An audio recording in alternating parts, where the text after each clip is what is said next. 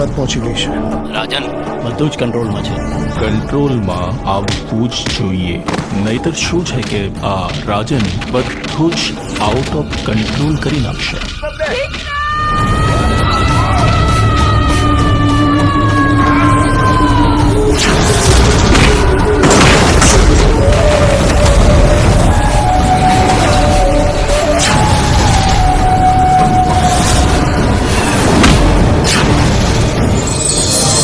ખબર નહીં આ છોકરો ક્યારે સુધરશે.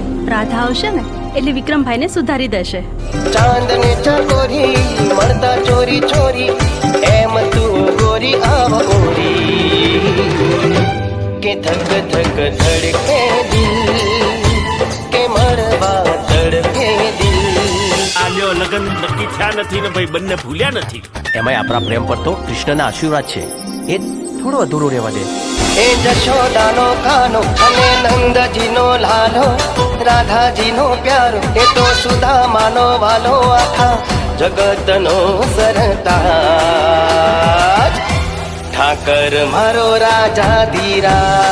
એટલી મોડી રાત્રે છે કે અહીંયા ગોડાઉનમાં નોકરી કરું છું. આ શિપયાર્ડમાં શું કામકાજ ચાલે છે? ફિશિંગનું કામ ચાલે છે. ફિશિંગ સિવાય બીજું કયું કામ ચાલે છે? મેં આજે જ નોકરી જોઈન કરી છે એટલે બીજું શું કામ ચાલે છે ખબર નથી. આપણા ધંધા વિશે બધું જ જાણે છે. આજે નહીં તો કાલે એને મરવાનું તો છે જ. અલ્તાફ મોડું સંભાળીને બોલજે. તમને સસ્પેન્ડ કરવામાં આવે છે.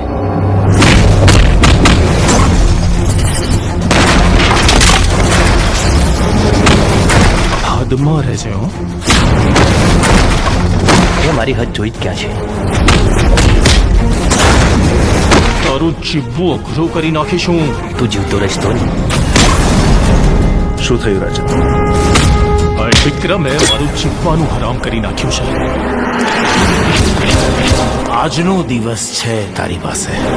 આખી મેગેઝિન છે ને એની છાતીમાં ઠોકી દે.